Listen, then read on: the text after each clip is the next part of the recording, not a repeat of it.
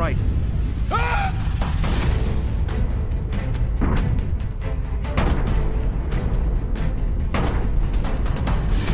Fall, you bastard. Is there anyone in there? Or are you just an animal? Superman is fighting amongst the people that love and adore him. This is Superman in the fight for his life that we've never seen him before. It's a lot more emotionally shattering when the end finally comes for him in this movie.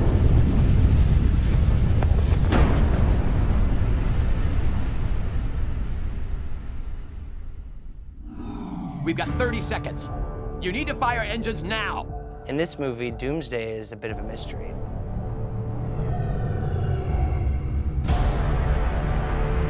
You take all of the dangerous elements of Superman, remove the conscience, put it in this vessel that can channel all that anger, rage, and power. You have Doomsday.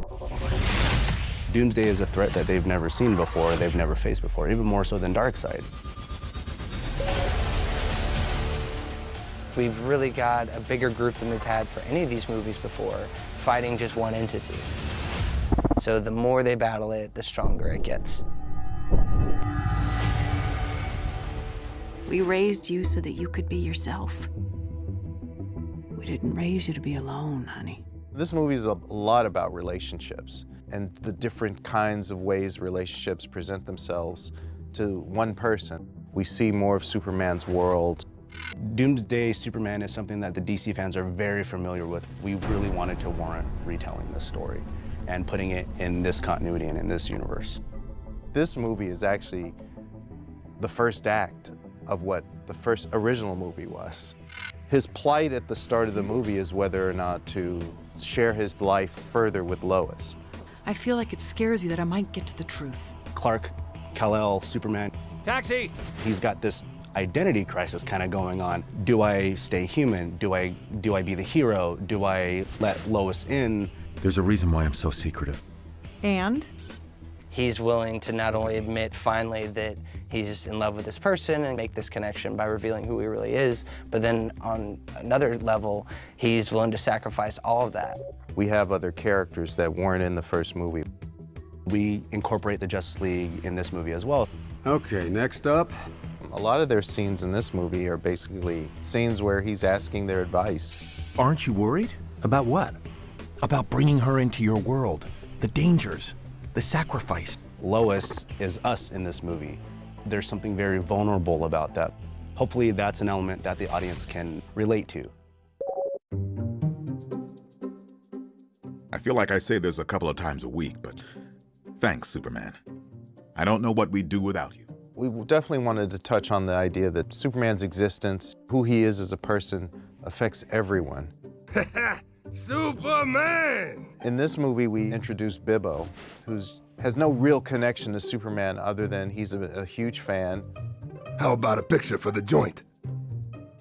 I really feel the producers do a great job of setting up that likability from Bibbo, that relatability, and Stupid thing. the story of him being saved in connection to all the other characters. Say Superman! Superman!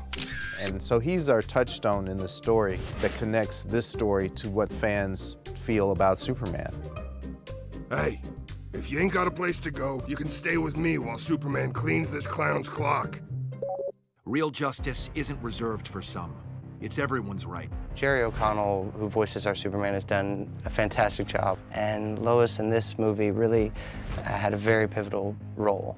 And so for us, it popped into our heads that Rebecca Romijn would be a great choice. Thanks for the ride. As far as their connection as being husband and wife, I think there's a familiarity there. Are you sure you're not just getting old?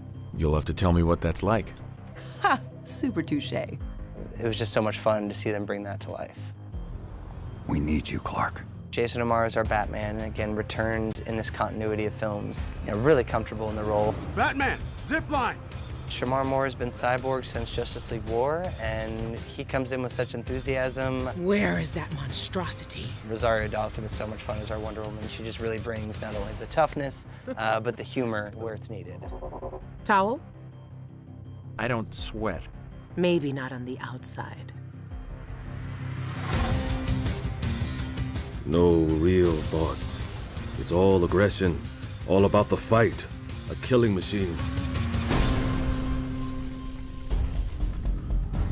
In the comic, the fight was staged it starts very wide, and we progressively get tighter and tighter and tighter, and the panels get bigger and bigger and bigger.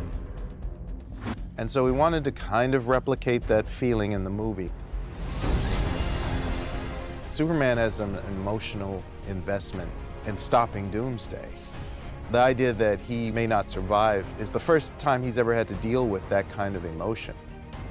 There's a point where we see the realization in his eyes. This is a thing that he may not be able to beat.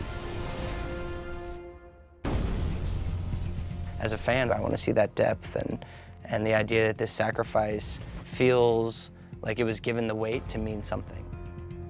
To try to push for something different was a really fun opportunity to do on this movie. It fired off on all cylinders, like, yeah, let's really bring something unique to this, but also have it still feel very reminiscent of the comic book. The death of Superman was something that I think comic book fans thought was unthinkable. It gave fans a chance to realize how much the character means to them. I'm blown away by seeing Superman that vulnerable. He's willing to sacrifice to save not only Lois Lane, but everyone. The biggest hero in the world can be killed, and anything can happen in this universe. If anyone's watching this, send help.